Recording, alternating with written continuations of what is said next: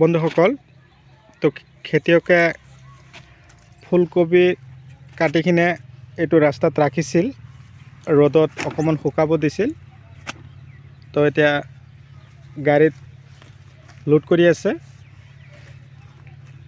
তো পিছলৈ মাৰ্কেটলৈ লৈ যাব। পেক কৰাৰ পিছত লোড হৈ গ'ল প্ৰায়। তো চাওক, আমাৰ ইফালে কবিবিলাক আমি গাড়ীত কেনেকৈ ভৰাই মাৰ্কেটলৈ লৈ যাওঁ। দাদা, এক গাড়ীত কিমান হয় কবি? আমাৰ 600 বা 700 কিলো। আচ্ছা, বৰ্তমান দাম কেনেকুৱা আছে? আপোনাৰ আছে এতিয়া 8 টকা 10 টকা। বৰ্তমান 8 টকা 10 টকা। এই বছৰ ফুলকবিৰ বজাৰ বহুত ভাল আছিল না? ভাল আছিল, কিন্তু অলপ কেইদিন হ'ল যে বজাৰটো অকণমান বেয়া হ'ল, হয় না? হয়। দাদা, এই গাঁওটোৰ নাম জানে আপুনি? কি নামটো কি? নাম্বাৰ 3 মাধৱ গোহাঁই। তো এইটো খেতি কি আধাখিনি বিকা হৈছে নে এতিয়া? আধা বিক্ৰী হৈছে। অঁ, এইটোকে অৰ্ডাৰ দিয়া আছে নেকি? অঁ, এইটো কি ফুল আছিল আপুনি জানে? এইটো মই নাজানো একচুৱেলি। আচ্ছা,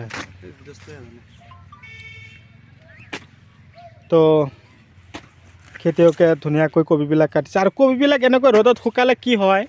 আপোনাৰ পাতাবিলাক নিছিঙে। তাৰপিছত আপোনাৰ এই ফুলকবিটো বহুত দূৰৰ পৰা যায় না। হয়। অলপ পাতা থাকিলে ভঁৰাল ডিষ্টাৰ্ব হয়। বহুত দূৰলৈ যেতিয়া পঠিয়াব লগা হয়, তেতিয়া ফুলকবিৰ পাতবিলাক থাকিলে তাৰমানে কোনো ধৰণৰ নষ্ট হোৱাৰ কোনো চান্স নাথাকে। তো বন্ধুসকল, খেতিয়কে কবিবিলাক ৰ'দত যে শুকাইছে, তাৰ মাজতো এটা ৰহস্য ৰাখিছে। যেতিয়া ৰ'দত শুকায় তেতিয়া কিন্তু ৰ'দ পৰিলে পাতবিলাক ধুনীয়াকৈ একদম শুকাই যায়। আৰু সেই মুহূৰ্তত যেতিয়া খেতিৰ পৰা শুকাই কিনে আনি গাড়ীত ভৰাই বেপাৰীসকলক দি থৈ আহে, তেতিয়া আকৌ সেই কবিবিলাক নষ্ট হোৱাৰ কোনো ধৰণৰ আশংকা নাথাকে। সেইকাৰণে এনেকুৱা পদ্ধতি অৱলম্বন কৰে। তাৰমানে দূৰ দূৰণিলৈকে যায়, আপাৰত লয়াৰৰ ফালে যায়। তো খেতি ইফালে আকৌ নতুনকৈ কবি আহি আছে, এইবিলাকো ফুলকবি। তো এইটো খেতি যে আপোনালোকক দেখাই আছোঁ, এইটো হ'ল অলপ ঢাল ছিজনত কৰা নামধাৰী চিডৰ ফুলকবি।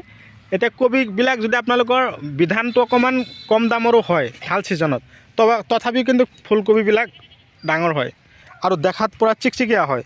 এতিয়া ফুলকবিবিলাক আপোনালোকে ধমচে খাওক, কোনো ধৰণৰ কেমিকেল নাই, কোনো ঔষধ ব্যৱহাৰ কৰা হোৱা নাই।